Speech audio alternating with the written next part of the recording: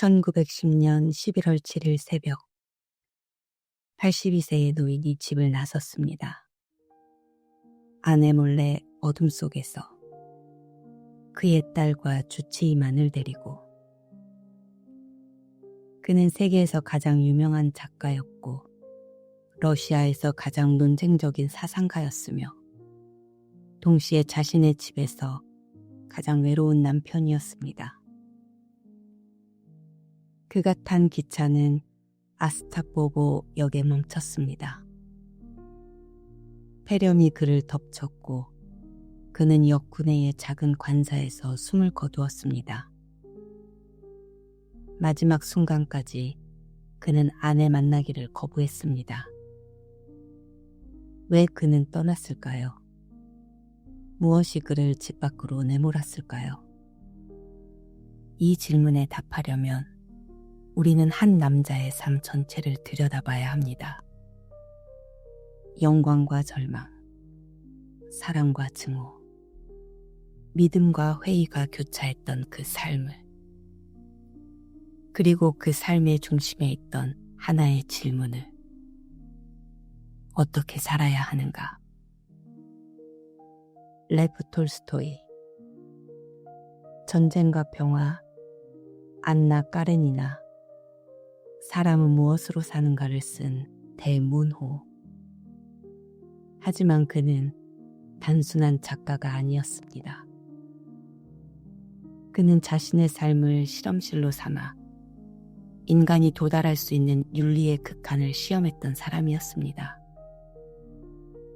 지금부터 우리는 그의 발자취를 따라갑니다. 귀족 저택에서 시작해 전쟁터를 거쳐 고백의 방을 지나 마침내 그 작은 역의 침대까지.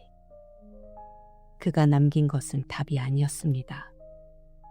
질문이었습니다. 1828년 레프 니콜라예비치 톨스토이는 모스크바 남쪽 야스나야 폴라나의 귀족 가문에서 태어났습니다. 넓은 영지, 수백 명의 농노, 책으로 가득한 서재. 그는 특권 속에서 자랐습니다. 하지만 그의 유년기는 결코 평온하지 않았습니다. 2살 때 어머니를 잃었고 9살 때 아버지마저 세상을 떠났습니다. 죽음은 일찍부터 그의 삶의 그림자를 드리웠습니다. 청년 톨스토이는 방황했습니다. 카잔 대학에 입학했지만 중퇴했고 도박과 여자, 술에 빠졌습니다. 귀족 청년들이 을에 그러하듯 그도 쾌락을 쫓았습니다. 하지만 그의 일기에는 이미 자기 혐오가 가득했습니다. 나는 오늘도 아무것도 이루지 못했다. 나는 게으르고 무가치하다. 여기서 우리는 톨스토이의 근본적인 질문을 발견합니다. 그는 자신에게 물었습니다. 나는 왜 이렇게 사는가? 쾌락은 그를 채우지 못했습니다. 오히려 더 큰 공허를 남겼습니다. 그는 이미 깨닫고 있었습니다.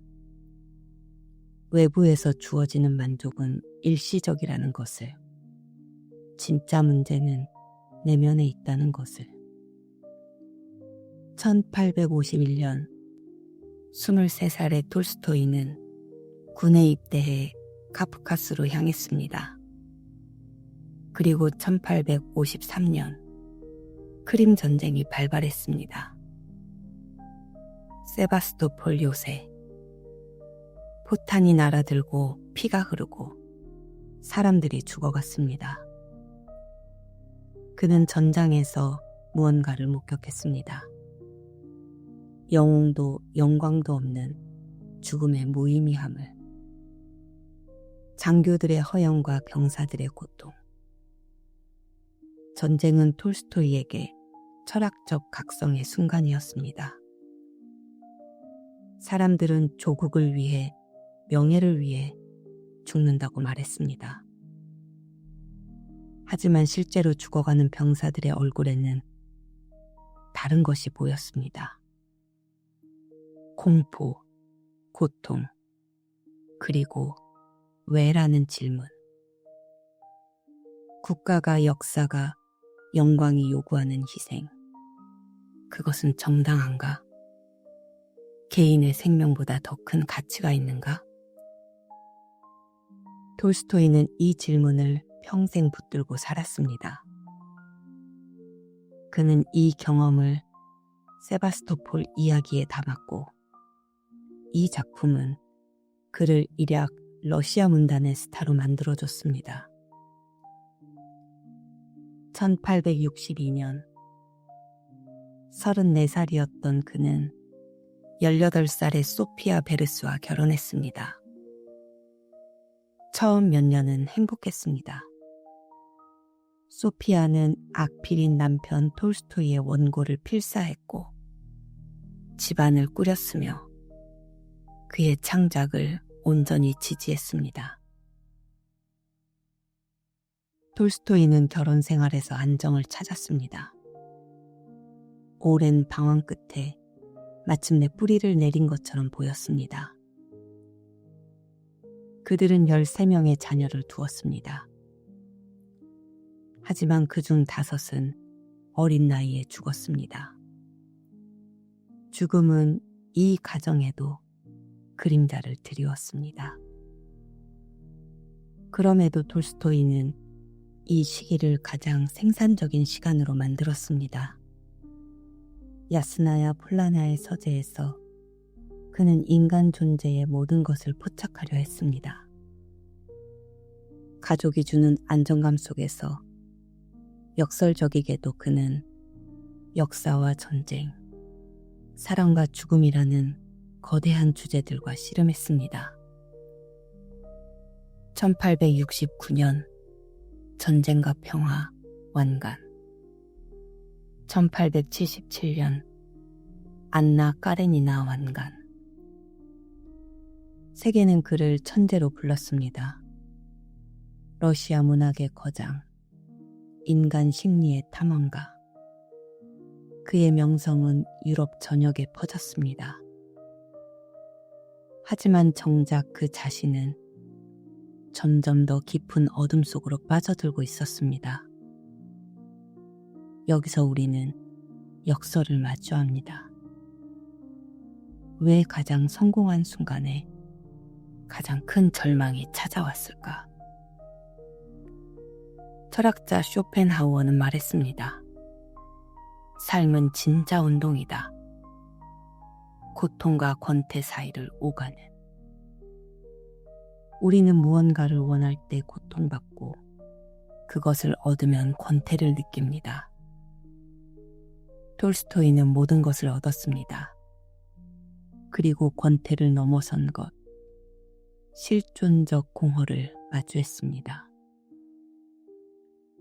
영광이 그를 구원하지 못했습니다.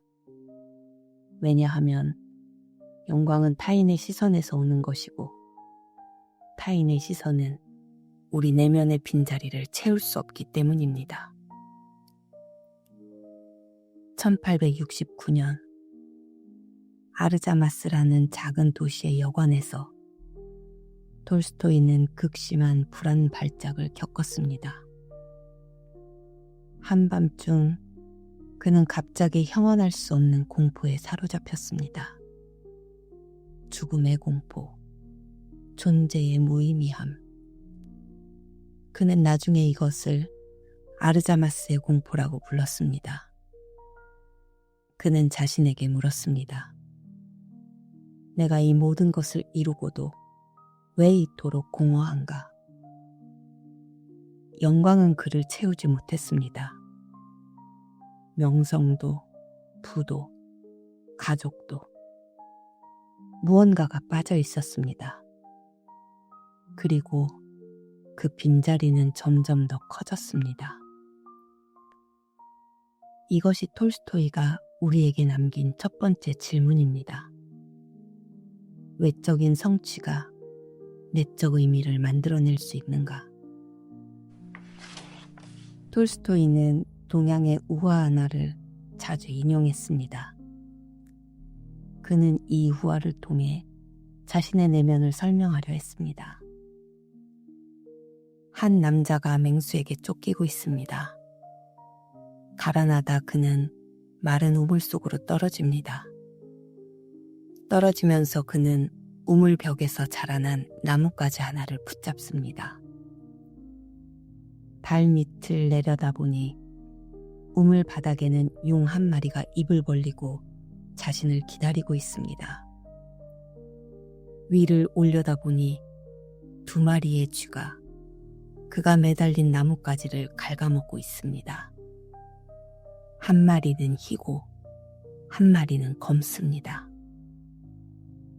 그때 그의 눈에 나뭇잎에 맺힌 꿀 한 방울이 보입니다. 그는 혀를 내밀어 그것을 핥았습니다. 톨스토이는 말했습니다. 이것이 내 삶이다. 맹수는 무엇입니까? 그가 평생 마주한 고통들입니다. 전쟁터에서 본 죽음, 청년기의 방황과 죄책감, 귀족으로 태어나 농노를 소유한다는 것의 도덕적 무게, 가정 안에서의 외로움, 이 모든 것이 그를 쫓고 있습니다. 용은 무엇입니까? 죽음입니다. 필연적이고 피할 수 없고 언제나 아래에서 입을 벌리고 있는. 톨스토이는 죽음을 두려워했습니다. 하지만 동시에 그것에 사로잡혔습니다. 나뭇가지는 무엇입니까? 생명 그 자체입니다. 살고자 하는 본능, 우리가 매달려 있는 것. 흰 지와 검은 지는 무엇입니까? 낮과 밤입니다. 멈추지 않고 흐르는 시간, 세월. 그것들은 우리의 생명줄을 갉아먹습니다. 조용히, 확실하게. 그리고 꿀 한 방울. 그것은 삶이 주는 작은 위안들입니다. 가족에 대한 사랑, 창작의 기쁨, 음악, 음식, 따뜻한 대화, 순간적인 온기. 톨스토이는 이 우화를 고백록에 기록하며 이렇게 썼습니다. 나는 그 꿀맛을 더 이상 즐길 수 없었다. 1886년 그는 중편 소설 이반 일리치의 죽음을 발표했습니다. 이 작품은 그의 내면 투쟁을 가장 직접적으로 드러낸 작품입니다. 이반 일리치는 평범한 판사입니다. 성공적인 커리어, 적절한 결혼, 괜찮은 집. 그는 사회가 요구하는 모든 것을 이루었습니다. 그런데 어느 날 그는 병에 걸립니다. 의사들은 원인을 알 수 없다고 말합니다. 병은 악화되고 그는 죽어갑니다. 죽음이 다가오면서 이반 일리치는 자신의 삶 전체가 거짓이었음을 깨닫습니다. 그가 추구했던 모든 것, 지위, 명예, 체면, 그것들은 의미가 없었습니다. 그는 절규합니다. 내 삶이 옳지 않았다면. 그리고 마지막 순간 그는 한 가지 진실을 발견합니다. 연민. 고통 속에서도 그를 돌보는 하인 게라심의 순수한 친절. 그것이 유일한 진실이었습니다. 톨스토이는 이반 일리치를 통해 자신에게 물었습니다. 나는 어떻게 살고 있는가? 내 삶은 진실한가? 그는 꿀맛을 잃었습니다. 명성도 부도, 창작의 기쁨도 더 이상 그를 위로하지 못했습니다. 시간은 흘렀고 죽음은 다가왔고 그는 답을 찾지 못했습니다. 그리고 그는 절망했습니다. 1879년 톨스토이는 고백록을 쓰기 시작했습니다. 이것은 소설이 아니었습니다. 철학서도 아니었습니다. 이것은 한 인간의 영혼이 쓴 고통의 기록이었습니다. 그는 이렇게 시작합니다. 나는 행복한 사람이었다. 모든 것을 가졌다. 그런데 나는 자살하고 싶었다. 50대에 접어든 톨스토이는 심각한 우울증과 자살 충동에 시달렸습니다. 그는 집안에서 밧줄을 치웠습니다. 자신이 목을 맬까 두려워서 사냥을 그만뒀습니다. 총을 들고 있으면 자신을 쏠 것 같아서. 그는 철학과 과학에서 답을 찾으려 했습니다. 쇼펜하우어를 읽었습니다. 하지만 쇼펜하우어는 삶을 고통이라 정의하고 해탈만을 권했습니다. 그것은 답이 아니었습니다. 그는 종교를 바라봤습니다. 러시아 정교회. 하지만 거기서 그는 위선만을 보았습니다. 화려한 의례, 황금으로 치장된 성상, 권력과 결탁한 성직자들. 그들은 가난한 농민들에게 복종을 설교하면서 스스로는 호화롭게 살았습니다. 톨스토이는 물었습니다. 예수는 가난하라 했는데 왜 교회는 부유한가? 예수는 원수를 사랑하라 했는데 왜 교회는 전쟁을 축복하는가? 그는 성경을 읽기 시작했습니다. 그리스어까지 공부하며. 그리고 그는 예수의 가르침을 다시 발견했습니다. 산상수훈. 그 단순하고 급진적인 명령들. 원수를 사랑하라. 악에 저항하지 말라. 맹세하지 말라. 심판하지 말라. 톨스토이는 깨달았습니다. 기독교는 의례가 아니라 삶의 방식이라고. 신앙은 말로만 외치는 믿음이 아니라 행동이라고. 그는 자신의 삶을 바꾸기 시작했습니다. 채식을 시작했습니다. 술과 담배를 끊었습니다. 직접 밭을 갈고 가죽으로 신발을 만들었습니다. 그는 자신의 저작권을 포기하려 했습니다. 재산을 가난한 사람들에게 나눠주려 했습니다. 그는 새로운 신앙을 찾았습니다. 아니, 오래된 신앙의 진짜 의미를. 그것은 바로 사랑이었습니다. 소유하지 않고, 지배하지 않고, 폭력을 쓰지 않는 사랑. 이 시기 톨스토이는 글쓰기의 방향을 완전히 바꿨습니다. 더 이상 귀족들을 위한 소설을 쓰지 않았습니다. 그는 농민들도 읽을 수 있는 단순한 이야기를 쓰기 시작했습니다. 민중 우화들이었습니다. 1881년 그는 사람은 무엇으로 사는가를 발표했습니다. 한 천사가 신의 명령을 거역했다는 이유로 인간 세상에 떨어집니다. 그는 한 가난한 구두 수성공의 집에 머물며 인간으로 살아갑니다. 그리고 3가지 질문에 대한 답을 찾아야 합니다. 사람의 마음 속에는 무엇이 있는가? 사람에게 허락되지 않은 것은 무엇인가? 사람은 무엇으로 사는가? 이야기 끝에서 천사는 깨닫습니다. 사람은 자신만을 걱정하며 사는 것이 아니라 타인에 대한 사랑으로 산다. 이것이 톨스토이가 찾은 답이었습니다. 우리는 빵으로만 사는 것이 아닙니다. 지식으로도, 부로도, 권력으로도 아닙니다. 오직 사랑으로, 타인에 대한 연민과 돌봄으로.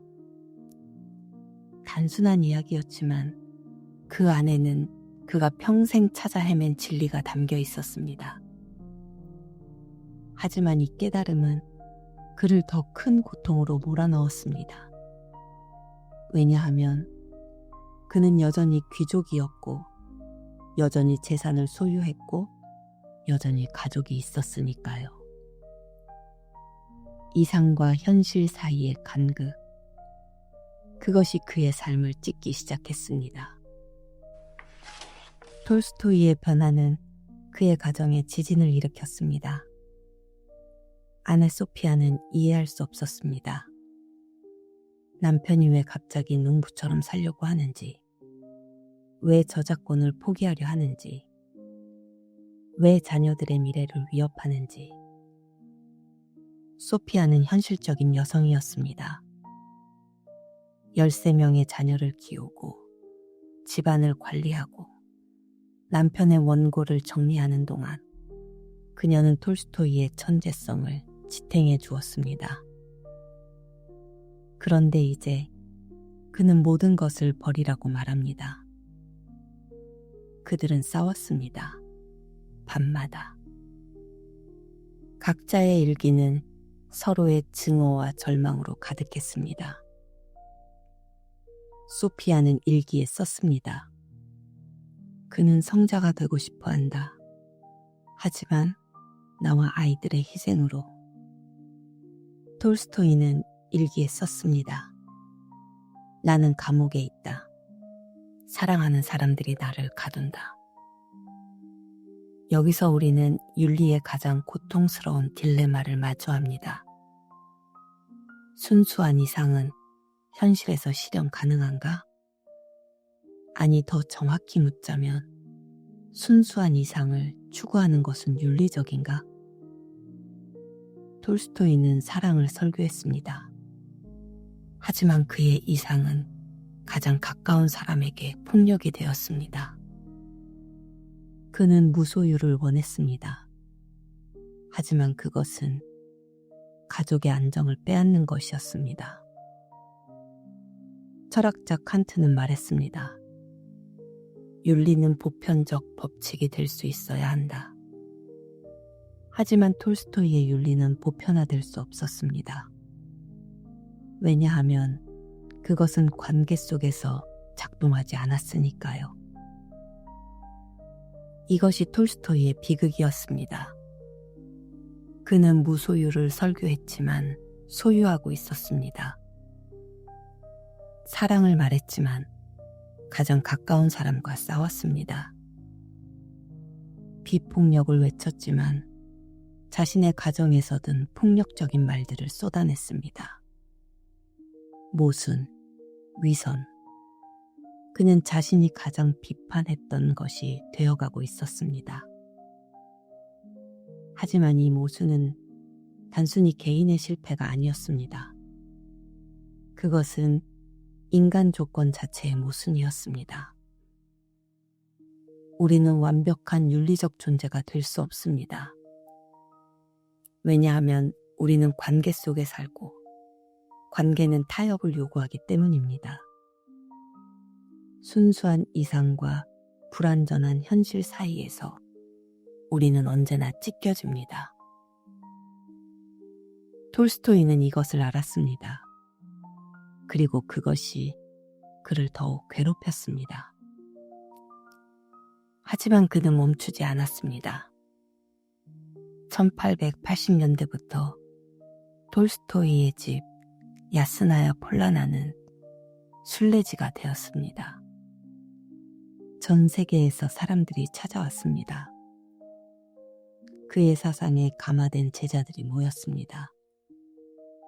그들은 공동체를 만들려 했습니다.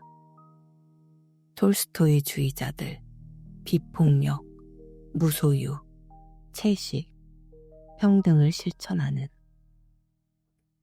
하지만 이 시도들은 대부분 실패했습니다. 이상은 현실의 무게를 견디지 못했습니다. 톨스토이는 계속 글을 썼습니다. 이제 그는 소설보다 에세이를, 예술보다 윤리를 다뤘습니다. 나의 신앙은 무엇인가? 천국은 내 안에 있다. 예술이란 무엇인가? 그의 사상은 점점 더 급진적이 되었습니다. 그는 국가를 비판했습니다. 교회를 비판했습니다. 사유재산을 비판했습니다. 그는 차르 정부의 감시 대상이 되었고 정교회로부터 파근당했습니다. 하지만 그의 명성이 너무 커서 정부도 그를 함부로 건드리지는 못했습니다. 그는 살아있는 전설이었고 동시에 살아있는 양심이었습니다.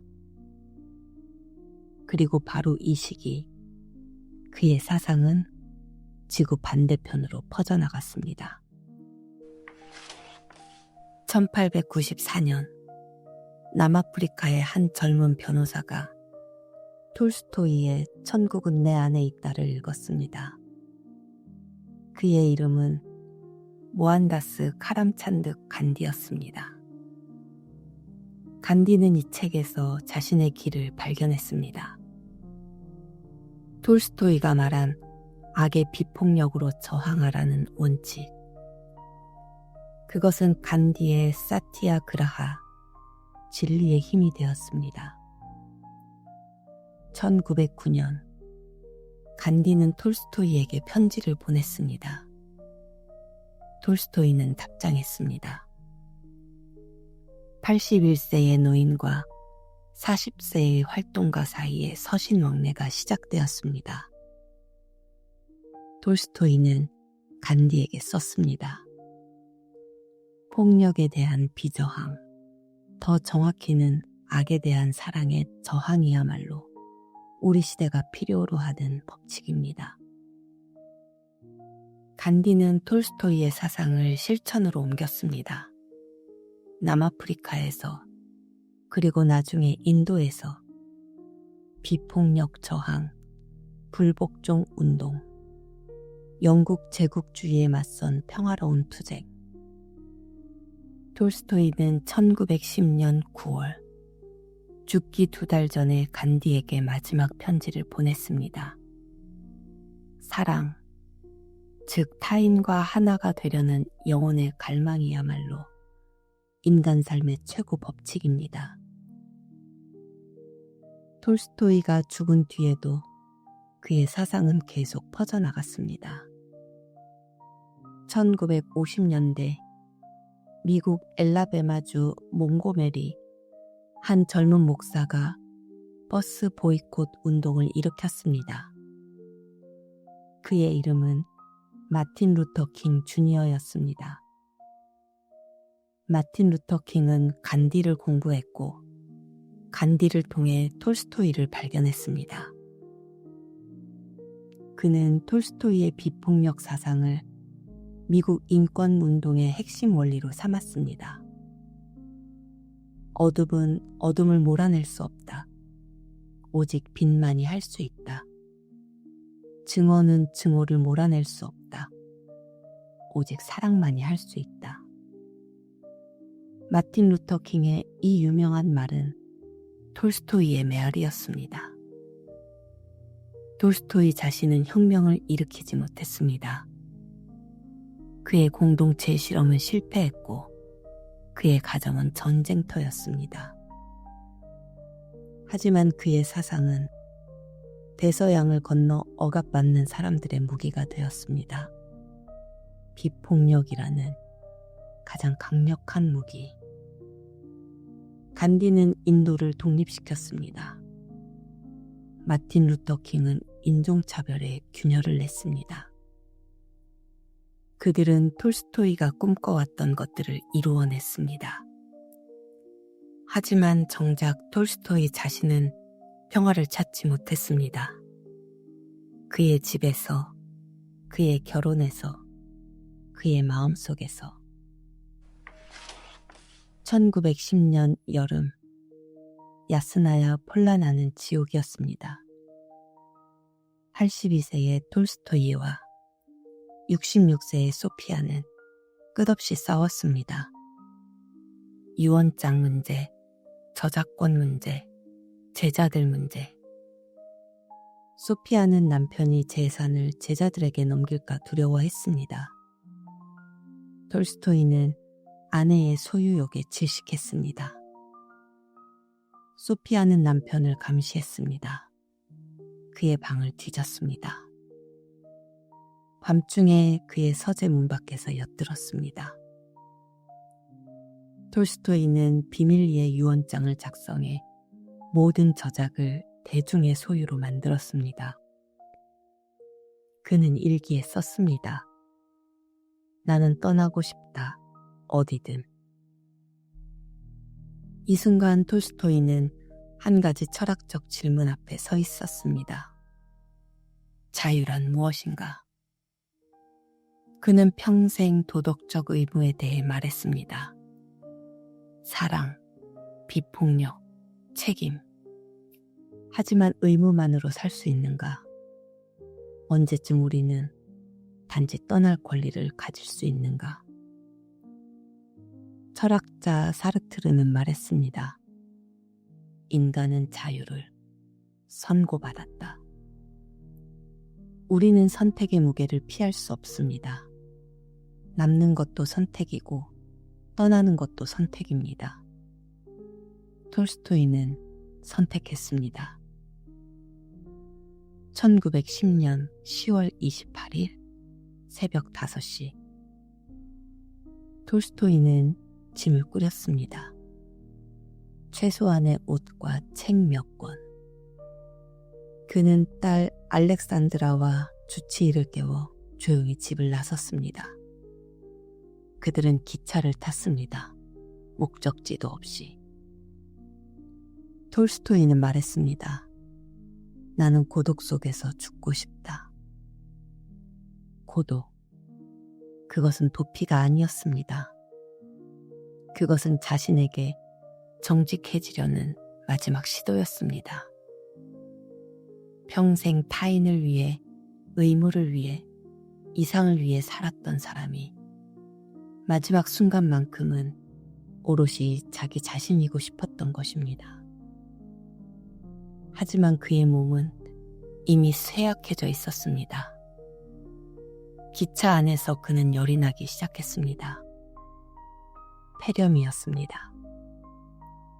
11월 7일 기차는 아스타포보라는 작은 역에 멈춰섰습니다. 톨스토이는 더 이상 움직일 수 없었습니다. 그들은 그를 역장 관사로 옮겼습니다. 소식이 퍼졌습니다. 전 세계의 기자들이 몰려들었습니다. 톨스토이가 죽어가고 있다고. 그의 아내 소피아도 왔습니다. 하지만 톨스토이는 그녀를 만나고 싶어 하지 않았습니다. 딸 알렉산드라가 문을 지켰습니다. 11월 20, 톨스토이는 의식을 잃었습니다. 그의 마지막 말은 이것이었습니다. 진리를, 사랑을 어떻게? 미완성의 문장, 미완성의 질문, 미완성의 삶. 새벽 6시 5분, 그는 숨을 거두었습니다. 소피아는 그제야 방에 들어갈 수 있었습니다. 그녀는 남편의 시신 앞에서 무너졌습니다. 톨스토이는 야스나야 폴라나로 돌아왔습니다. 죽은 자로. 그는 집 근처 숲속에 묻혔습니다. 십자가도 묘비도 없는 평범한 무덤에. 그가 원했던 대로. 역에서 죽은 한 인간, 집을 떠났지만 도착하지 못한 한 인간. 어쩌면 그것이 우리 모두의 모습입니다. 우리는 어디론가 가고 있지만 정확히 어디인지 모릅니다. 우리는 무언가를 추구하지만 그것에 도달하지 못합니다. 하지만 톨스토이는 그 미완성 속에서도 계속 걸었습니다. 마지막 순간까지. 레프 톨스토이는 답을 완성한 사람이 아니었습니다. 그는 비폭력을 설교했지만 자신의 가정에서는 평화를 만들지 못했습니다. 무소유를 외쳤지만 죽는 순간까지 귀족이었습니다. 사랑을 말했지만 아내를 사랑하지 못했습니다. 그는 위선자였을까요? 아니면 자신의 한계를 정직하게 인정한 사람이었을까요? 톨스토이의 위대함은 완벽함에 있지 않았습니다. 그것은 실패 속에서도 멈추지 않는 질문에 있었습니다. 어떻게 살아야 하는가? 그는 이 질문을 자신의 삶으로 물어봅니다. 실패하고 모순에 빠지고 고통받으면서도 그는 이상을 포기하지 않았습니다. 그리고 그 질문은 간디에게 전해졌고 마틴 루터 킹에게 전해졌고 전 세계 수많은 사람들에게 전해졌습니다. 사랑은 규칙이 될 수 있을까요? 비폭력은 현실에서 작동할 수 있을까요? 소유 없이 살 수 있을까요? 톨스토이는 이 질문들에 완벽한 답을 주지 못했습니다. 그의 삶은 실패의 연속이었습니다. 하지만 그가 실패한 방식은 우리에게 무언가를 가르쳐 줍니다. 이상을 추구한다는 것은 완벽해지는 것이 아니라 계속 걷는 것이라고. 그는 82세에 집을 나섰습니다. 어디론가 가기 위해서가 아니라 더 이상 머물 수 없어서. 그는 작은 역에서 죽었습니다. 도착하지 못한 채. 어쩌면 그것이 그의 마지막 가르침이었을지도 모릅니다. 인생은 목적지가 아니라 여정이라는 것. 우리는 모두 길 위에 있고 완성되지 않은 존재라는 것. 당신은 오늘 어떤 질문을 하며 걷고 있습니까? 톨스토이는 이렇게 말합니다. 나는 완벽한 사람이 아니었다. 나는 모순 속에서 살았고 실패했고 사랑하는 사람들에게 고통을 주었다. 하지만 나는 진실을 추구했다. 내가 틀렸을지라도 나는 정직하게 물었다. 사랑이란 무엇인가? 정의란 무엇인가? 어떻게 살아야 하는가? 나는 이 질문의 무게를 평생 지고 살았다.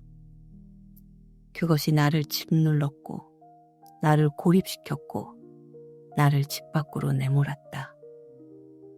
하지만 나는 후회하지 않는다. 왜냐하면 질문이 없는 삶은 삶이 아니기 때문이다.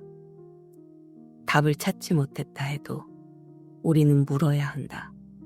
실패할지라도 우리는 시도해야 한다. 넘어질지라도 우리는 일어나야 한다. 내가 남기는 것은 작품이 아니다. 사상도 아니다. 나는 단지 하나의 질문을 남긴다. 어떻게 살 것인가? 이 질문을 들고 당신도 걸어가기를 바란다. 오늘도 긴 여정에 함께 해주심에 감사드립니다.